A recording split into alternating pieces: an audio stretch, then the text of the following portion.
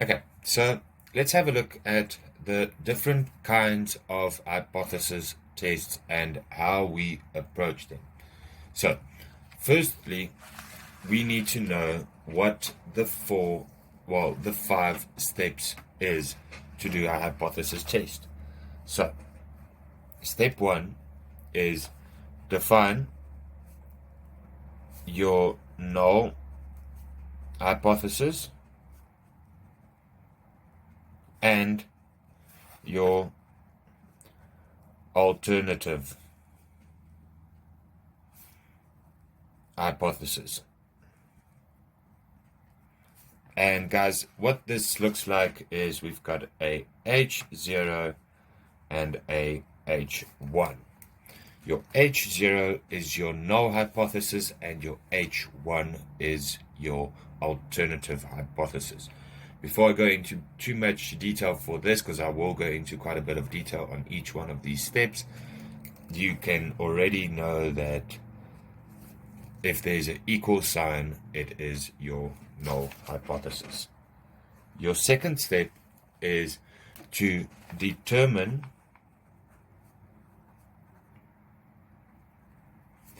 your area of acceptance.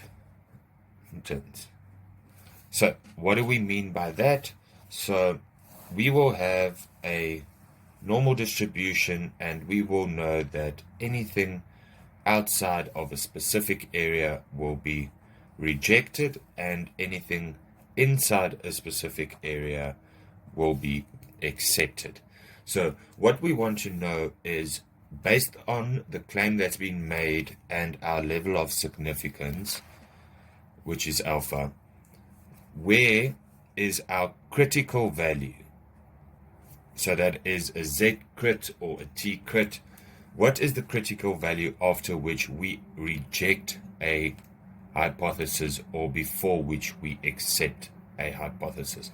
So we'll have a normal distribution and we will have a critical value, which is the breaking point after which you will reject or before which you will accept. Where and how that works is very dependent on what your null hypothesis looks like. And we will get into that a bit later. So the second step is to get your critical value to understand your areas of acceptance and rejection. Your third step is to determine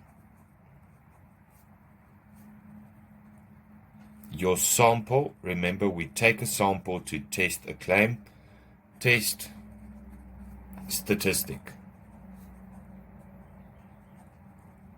Now, your sample test statistic can be one of a few things, and how we determine that is this would be your Z crit, or it could be a T crit, depending on whether you are working with a small number of or a small sample or not, where your central limit theorem comes into play. Regardless, we've got three kinds of test statistics. So that is your Z stat. When we are working with a normal mean or so, you will recognize the formula. It is your population mean, your sample mean minus your population mean over your standard deviation and the square root of your sample size. Then you've got another Z stat when you are working with proportions, and that is your sample proportion minus your population proportion over the square root of pi, which is your population proportion, 1 minus pi over n. So this is when you work with a mean, this is when you work with a proportion, and then you can have a t-stat as well, which is your sample mean minus your population mean over S, which is your sample standard deviation, over the square root of n. So this is when your sample standard deviation is known and n is smaller than 30. Then you make use of a t-stat. So before we turn over, your first step is to define your null hypothesis and your alternative hypothesis. I will get into more detail there. Your second step is to determine your area of acceptance and rejection. Your third step is to determine your sample test statistic. Now, why do we want a sample test statistic? Is so that we can compare this z-stat value or t-stat value to our area of acceptance or rejection.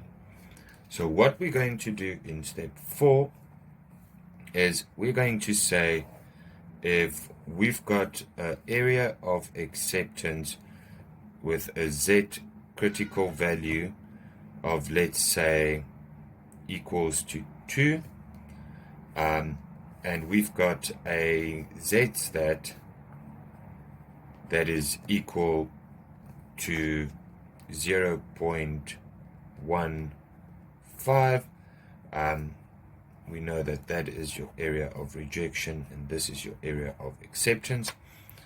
Then we can plot our z-stat and say our z-stat is 0.15 is smaller than 2, so it would be here somewhere.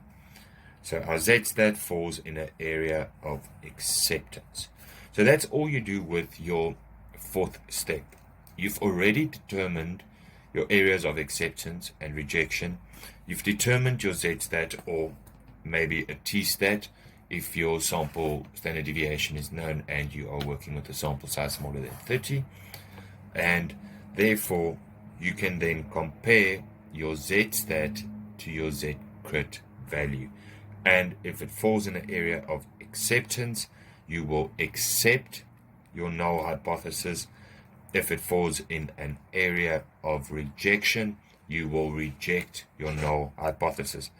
And guys, that is your fifth and final step, is you will accept or reject your null hypothesis. Now, guys, it's very important to take note of this. You can only accept or reject a null hypothesis. If it falls there, it doesn't mean that you have accepted an alternative hypothesis. But what this entails is if you can statistically accept a null hypothesis, you will therefore reject your alternative hypothesis. So when you accept H0, you therefore reject H1, and the same if you reject H0, you therefore accept H1. Alright, so guys, this is your one-pager that you need to know off by heart. I'm gonna take a photo of this as well and share it with you guys.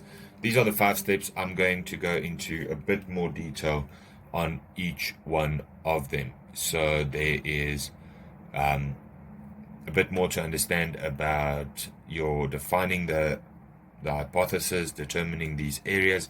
We've already done quite a bit with these formulas, and then the 2 final steps are straightforward. But I think I'll do another video on doing the first and the second step, as that is new for you guys.